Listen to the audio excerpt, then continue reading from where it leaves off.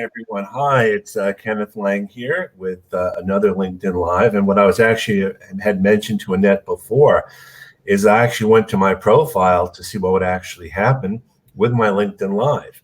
And the thing that I found very interesting as I go there now is that there's a delay. Mm-hmm. So it's not going to happen instantaneously. So when you tell people that it's at 1 o'clock or 12 o'clock, it's actually going to be adding about 30 seconds or so to it. So I think that's so important, to keep that in mind for sure. Yeah.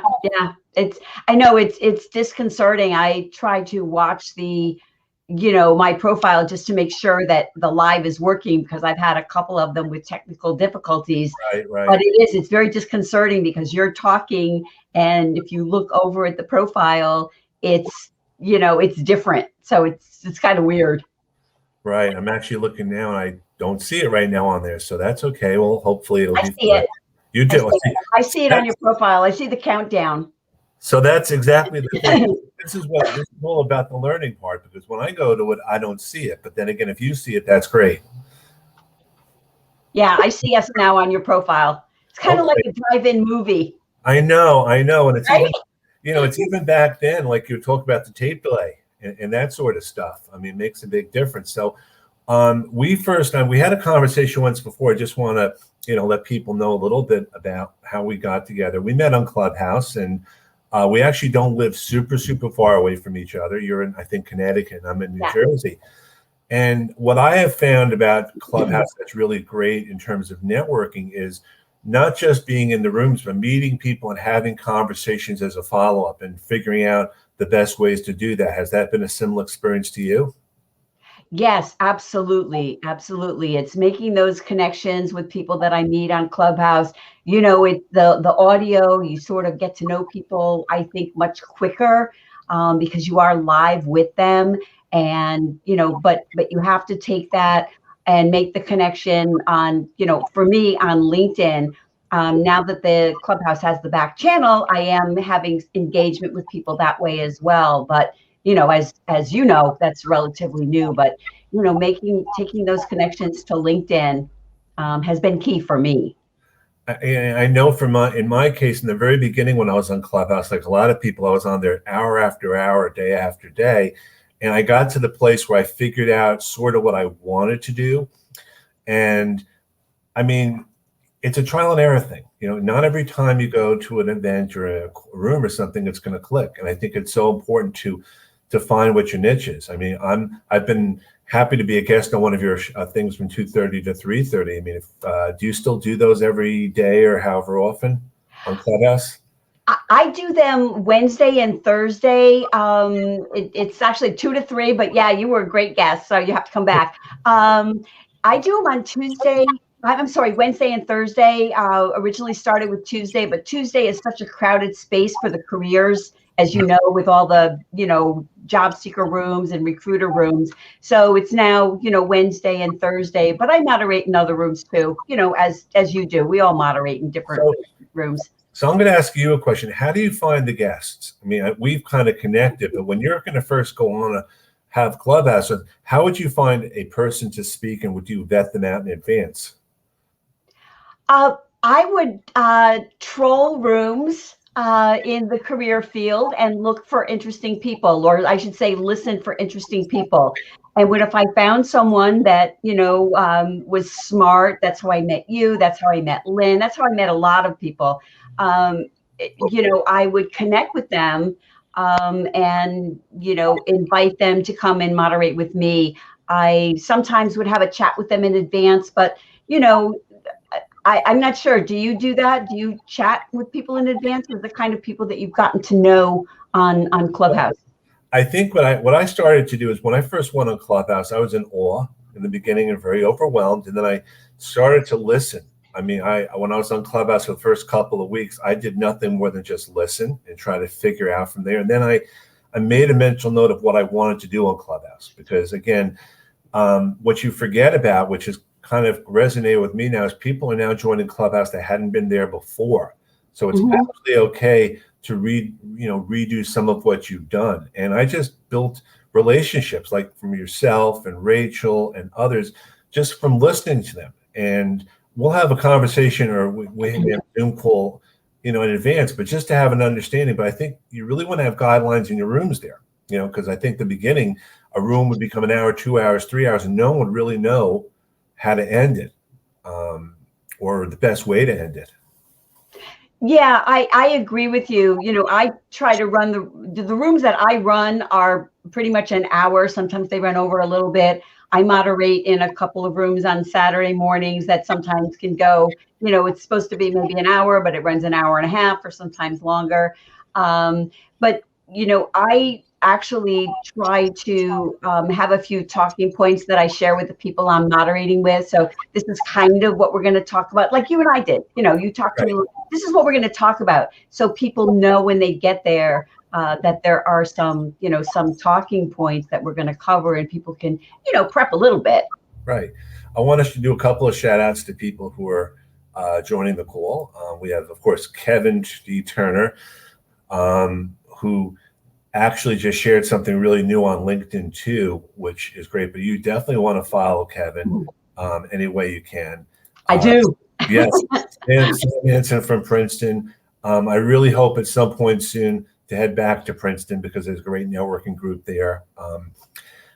What I find challenging about networking, on Clubhouse, and maybe you have the same thing, is it's hard to, you almost have to go and look at the person's LinkedIn profile and have a conversation with them later and think about it instead of being able to do it in real time, like you might be able to with other people.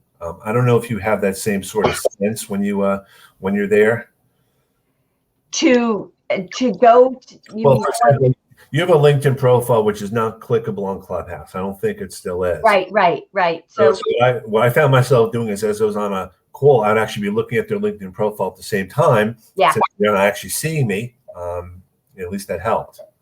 Yeah, no, I do.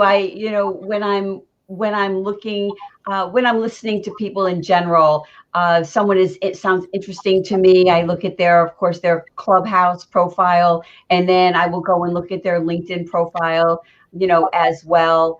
And I also, if I'm thinking of having somebody come and moderate with me, I like to look at their LinkedIn profile and see some of the things they posted, give me an idea of, really what they do think about.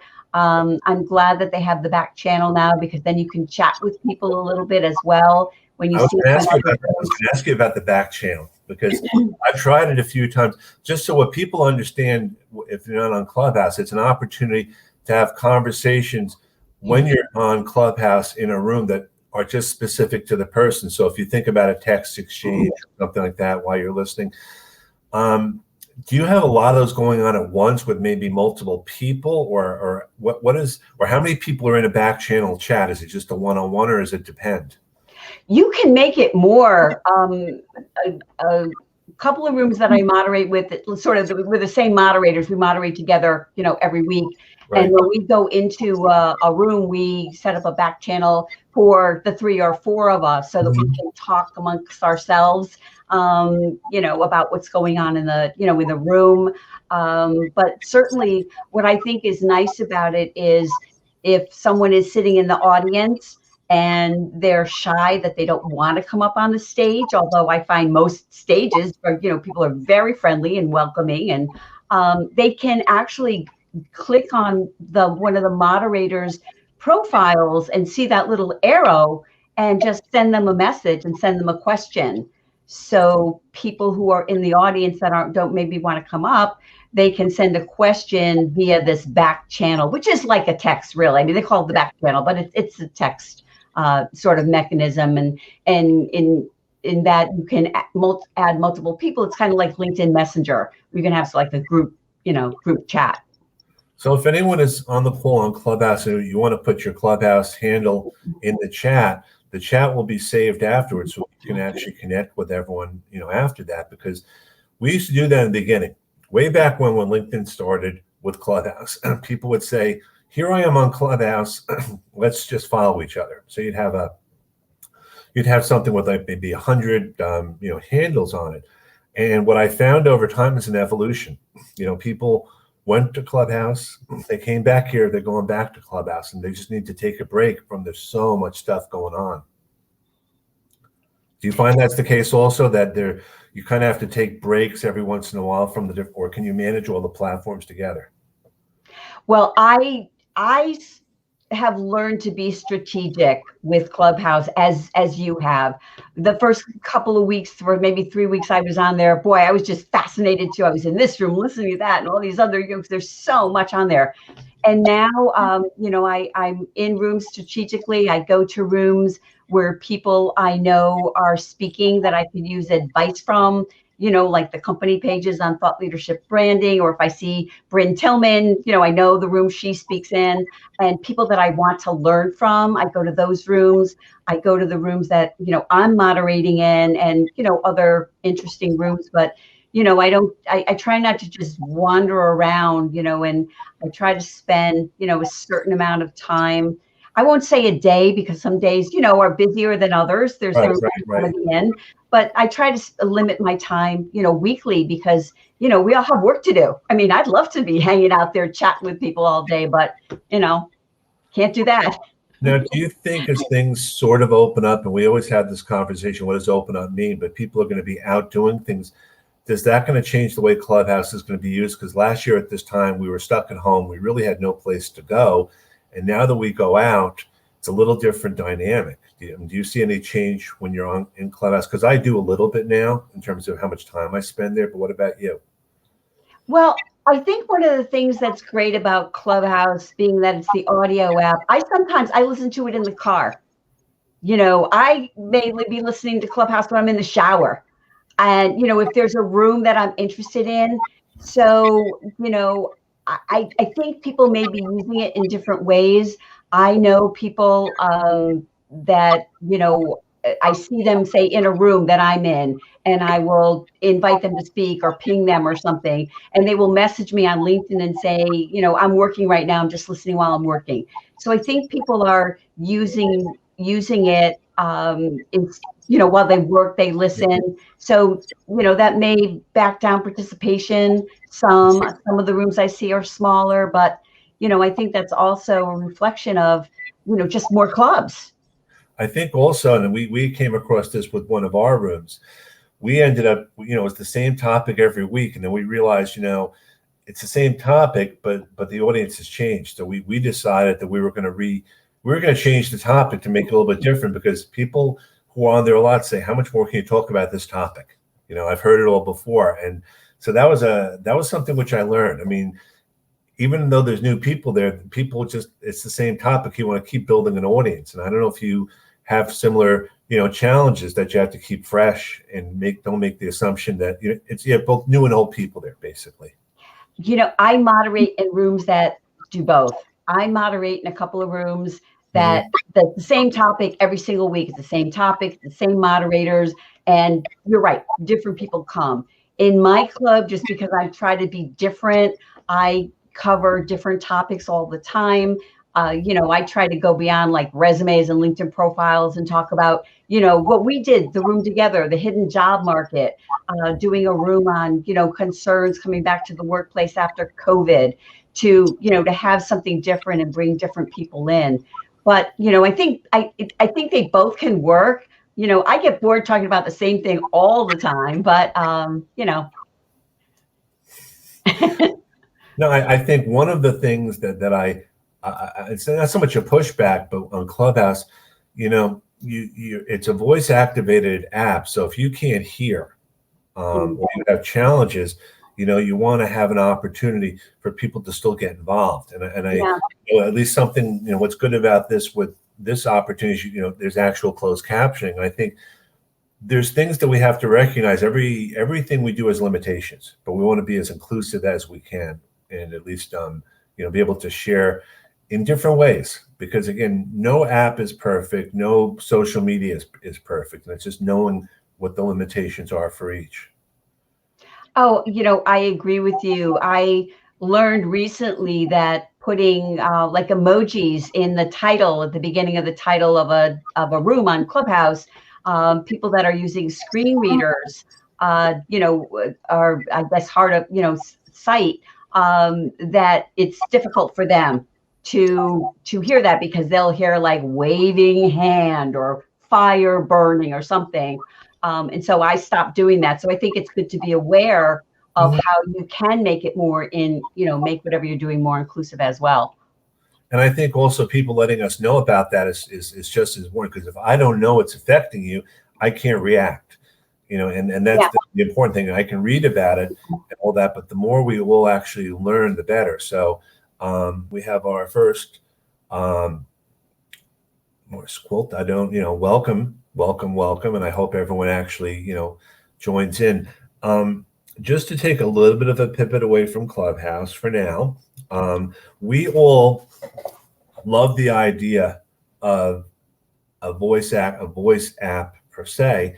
And I think one of the challenges that we have with this is keeping it fresh in general, because this is this was the thing that came on. It was like the first thing. And now, you don't want to be overloaded to be in one place. And I think it's so important to know that and to know where your audience is. Do you find that you have different clients or different people on Clubhouse that you might find on another platform? Or is it pretty much the same people everywhere? Oh, I would say for sure, different people, which is one of the things that I like best about Clubhouse is I've met so many people, that I didn't already know, resume writers, career coaches, people that I have, gone off Clubhouse and collaborated with on different things, people that, come to LinkedIn Lives or whatever. And I find it to be sort of a totally different. And I encourage people I know to come on Clubhouse. And like, well, I don't know, and it's like, okay, I like to try everything. I have friends. I have a friend who went on and tried Green Room and said, okay, this is what Green Room is like. So I calculated from that, I went on there, but it's not really for me. But I think, people sometimes make the mistake of thinking something is not for them without trying it, and giving it, a fair shot, like more than, a visit to one room. I think what I find is it's a little bit raw around Clubhouse if you go into some of the rooms. I mean, you really want to go to the place where it makes sense for you to go, because you can go into some rooms and there's different sizes. I've been in rooms with thousands of people. I've been in rooms with 10 or 15 people, and I like the intimacy of it more. But knowing the difference, because we're both moderators, it helps us really determine the best way for the room to go, based on who's going to be attending it. I agree with you. I very rarely go into a large room, because there's not a lot of engagement. I recently went into a room. It was very interesting to me. I wanted to add something to the conversation. I raised my hand. I was brought up on stage immediately. And they had maybe 12 or 15 moderators in the room. Mm-hmm. And I waited for an hour and a half listening. And I left because I had to go moderate another room. And then I went back and, then they're like, oh, she came back. What would you like to say? But, there's not that much engagement. And I've been in some rooms, I'm sure you have as well, where the moderators are, you have like 20 moderators up there and they're all talking about, oh, so-and-so is so wonderful. And you know what I mean? I'm sure you've been in those rooms and it's just kind of boring. I don't know.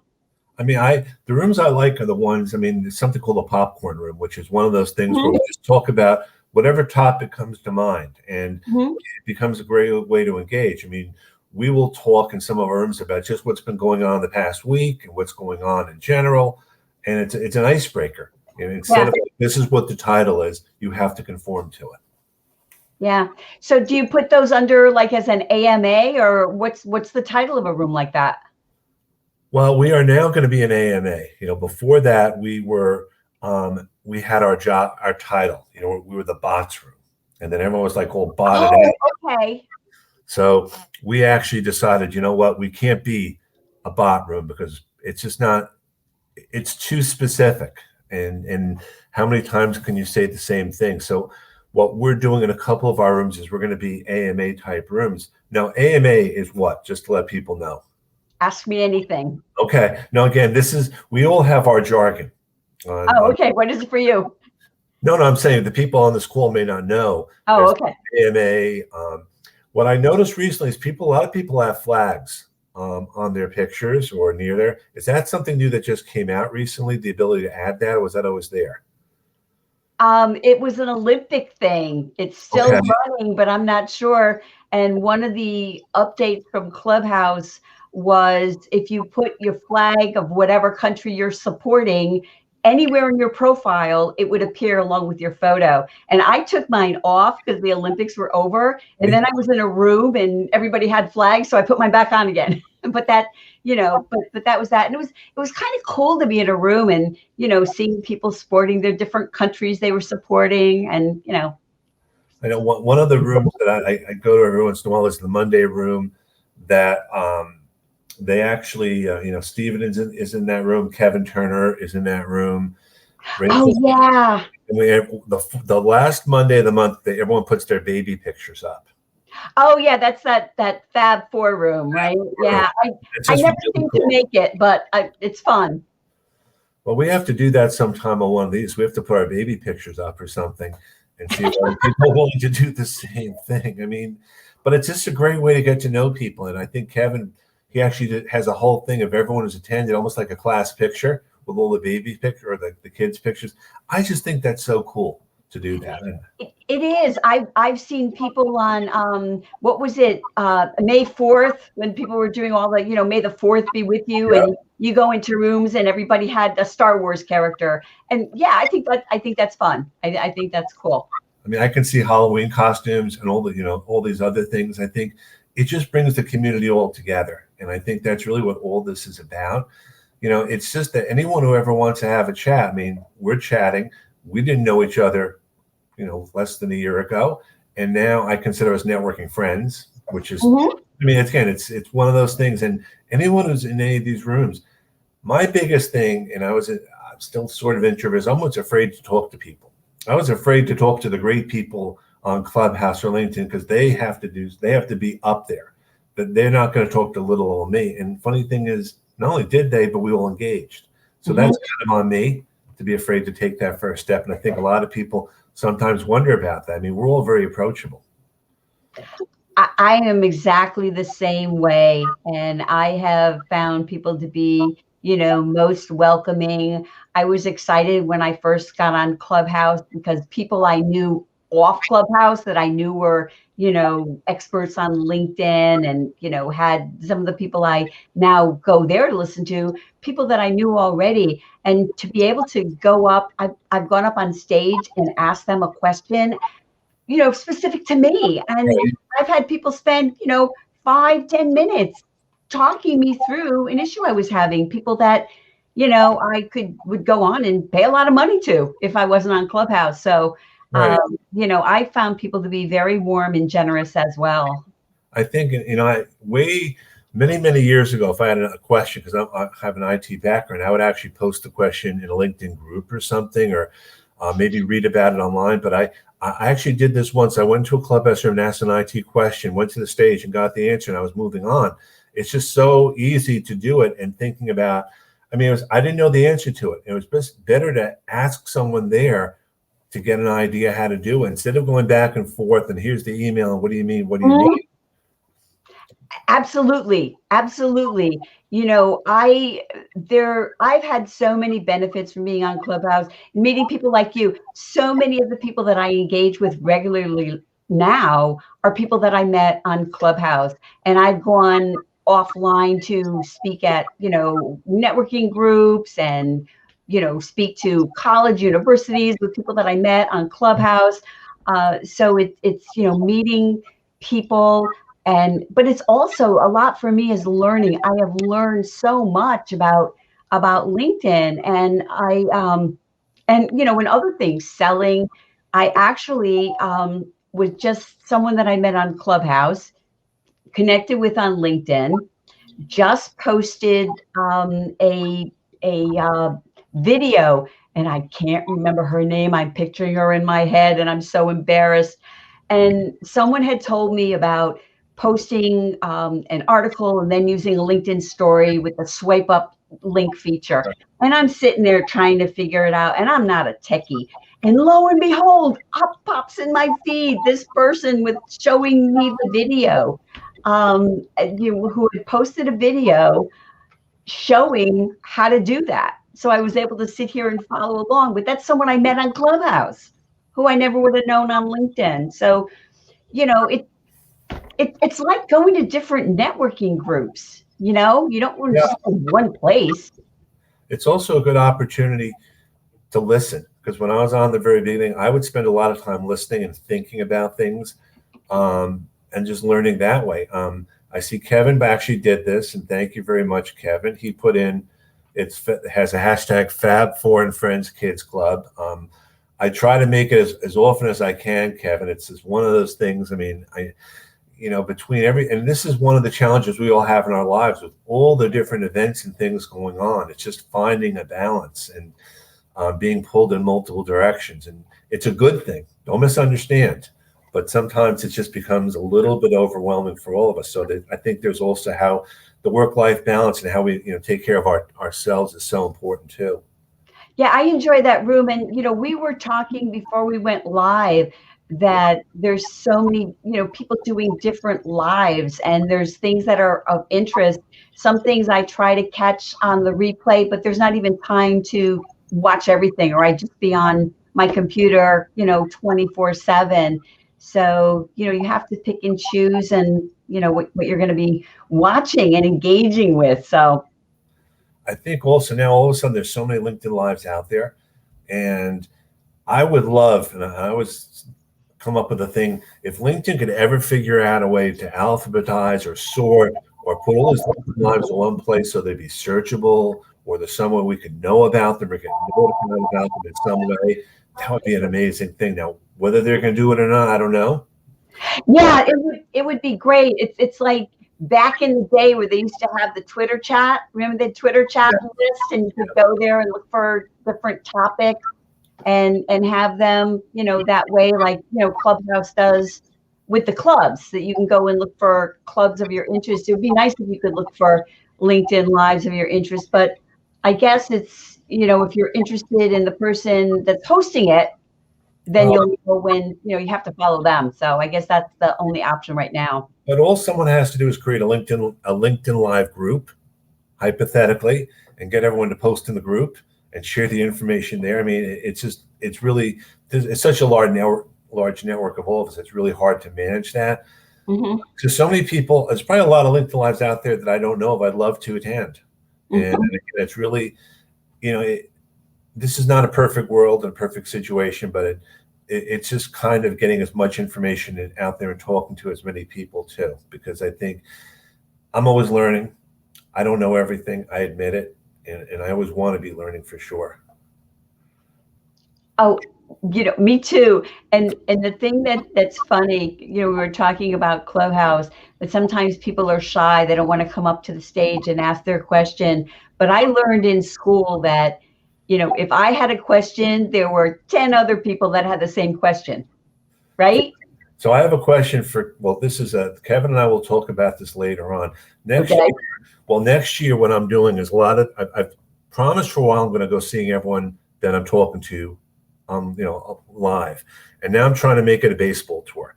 So when I go, when the Tigers are home, I'm going to see Brenda. When either the White Sox or the Cubs are home, I'm going to try to see Lauren and Andy. I know Kevin's in Texas, which is a huge state. I don't know if he's near the Rangers, the Astros, or what other team. And it may have to be football, but I want to do that because my wife and I have wanted to do these type of tours for so long, and that's just something I just look forward to doing. I mean, it's just going out there and meeting people and trying to parse it out that way. I mean, yesterday it was weird, but being on with John Aspirian. Mm-hmm. John Aspirian's up in Wales, and he wants to get together. And I'm thinking, okay, I have to figure out how I'm going to get to Wales and how I'm going to get to England and how I'm going to get to Sonal. And in their mind, Europe is kind of like the United States. So it's not as large as each country is separate. But I would just love the opportunity. And that's kind of a mission of mine. I just want to start to meet people. It's not that I don't love talking to people and all that, but I want to see people again. Oh, I love that. Yeah, he is he is I listened to that yesterday. He is so amazing, such a warm, generous person. And he's one of those people that we were both talking about. I met him on Clubhouse. I was reading his book at the time, and I was so Right. excited to meet him. And Yes. now, we chatted. We chat on LinkedIn, and I know him a little bit, and it's just been. You want to bring your dog in? I'm sorry. You can bring your dog into the chat. Oh, I'm sorry. Yeah, there. We have three big windows in our living room. We live on a fairly busy street, and it's Okay. like on TV. One of them barks and the other one barks. She doesn't know what she's barking at. She's barking because the other one barks. So I Well, know they usually like to join me, but not today. I have a different challenge. I try to balance this with landscapers coming. What time the landscaper's coming? I got to make sure that I'm on when they're not here. And that actually happened to me once in the middle of the call. You hear everything going on in the background, and it's like, okay, what can I do? Yep, that's Katie. So yeah, she agrees with you. So I had that happen a couple of weeks ago when I was on a live, and the landscapers came, and the dogs were going crazy. And so we just paused a little bit, and when we were done, I just edited that out and put it up on YouTube. So that's what I did. But yeah, I apologize for my dog. These are called first world problems. I know, right? First world problems as opposed to other problems. I mean, the first world. I mean, and there's a whole joke about that. It's just there are things we get upset about or frustrated about. They're really not a big deal. I know. No, I agree with you. And even when I think about here, the some of the restrictions that we have, and a lot of stuff, going on with the vaccines. I don't want to get into that, but I'm grateful that I don't have to be online looking where I can buy toilet paper. I mean, or I can go to the grocery store, with my mask, but I can go to the grocery store and I can find mayonnaise on the shelf. So, people are still upset that things are not fully open, but look how far we've come. Well, that's the glass empty, half full mentality, or making lemonade out of lemons for sure. So what other things do you have coming up that you'd like to let us know about? You have the room on Clubhouse. Anything else? Well, actually, I have a couple of rooms. One today on job interviewing, and one tomorrow in my club on coming back to work after COVID.